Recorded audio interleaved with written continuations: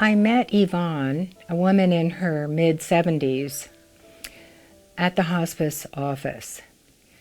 She came in for just an appointment, and she shared with me that she had been really struggling with how to work with the sad feelings that she had following her husband's death. He had taken his life, and she didn't agree with his decision, but she understood it because he had been in such terrible physical pain.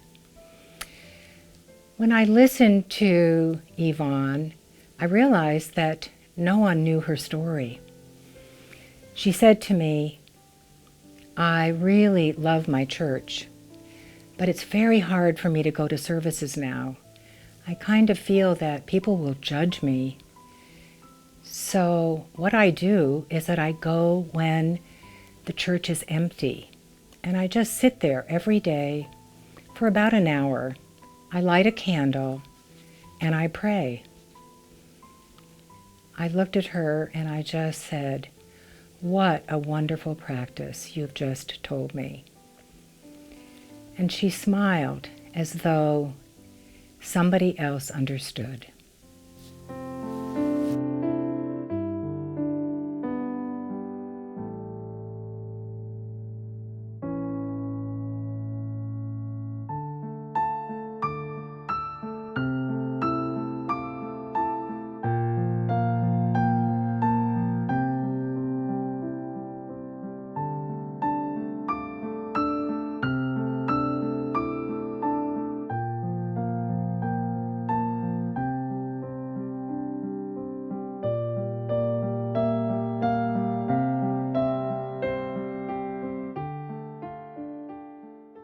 Carl Jung taught that the soul of every person is feminine.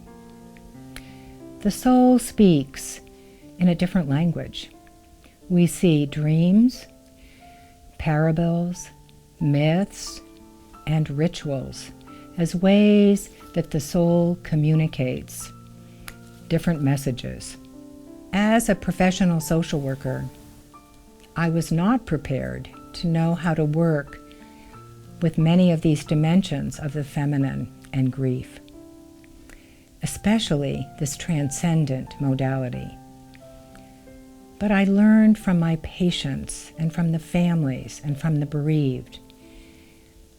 Their approaches to healing and remembering and to honor what is sacred for their souls needs to be shared.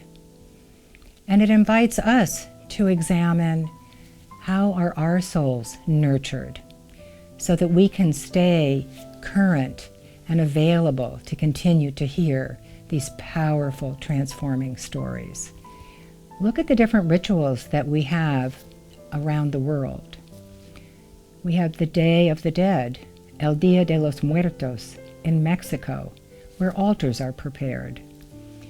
In Japan and in South Korea, there are 2 annual ceremonies where the people visit the gravesite, clean the graves, and have a traditional meal. We in this country actually have created an annual tradition around 9/11. And then there are other particular holidays that sometimes people use for remembering the veterans and Memorial Day. Although at this time in our evolution, we're not able to actually study the spiritual dimension of grief in an empirical way, it still is investigated. A study with the British Medical Journal found that people with a high spiritual belief resolve their grief sooner than participants with no spiritual beliefs. Moving to the extreme, the Guggenheims studied after-death communication. That is the type of situation where people feel the presence of a loved one, maybe hear a voice, have a dream.